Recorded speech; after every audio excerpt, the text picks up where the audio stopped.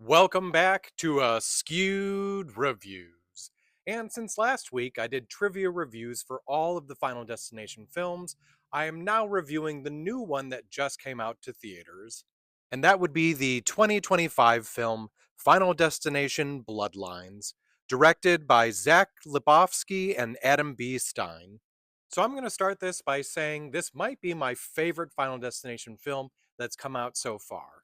So before I go over my review of this, let me tell you about what the basic story premise is.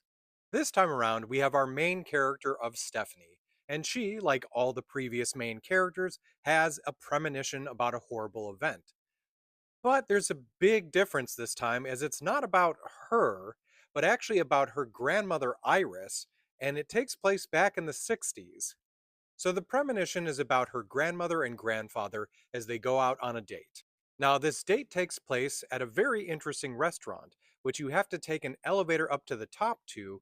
It has an amazing view, but also it has some glass floors, and in general, it's got a very futuristic feel to it. Now, once again, like all other Final Destination films, a huge disaster happens and everyone within the restaurant ends up dying. Or do they? Because Stephanie is having this premonition about her grandmother, who she knows is still alive. Over the course of the film, we do find out that Iris did in fact have the premonition and ended up saving everyone in that restaurant.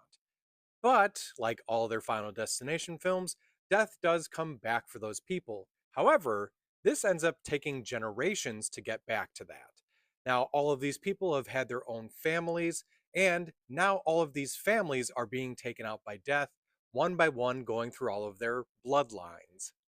So, can Stephanie use her knowledge of the past along with a little bit of her understanding of the future to save her family? So I thoroughly enjoyed this film. I really like how it's very different from the other Final Destination films, and yet the same type of concept. So I don't know if I can exactly put my finger on this reason, but I feel like Stephanie as the main character, I don't feel like I connect to her as much as I did the other main characters throughout the series. Now, I'm not at all saying that the actress did a bad job, because I do think that she was very good in this. I really did enjoy the story this time around, and the actual deaths are so insanely brutal this time. If you've ever watched the other movies and thought, these are, making me uncomfortable, this one's going to just turn that up to 11. Now, along with a great story and characters, and having really awesome effects, this movie also has a very good soundtrack. Although, mind you, there is going to be one song you continue to hear a lot, and if you don't like that song, it might drive you a little bit crazy. Additionally, this is Tony Todd's last film. It was sad, but also kind of happy. They gave him a proper send off, in my opinion, that felt really nice.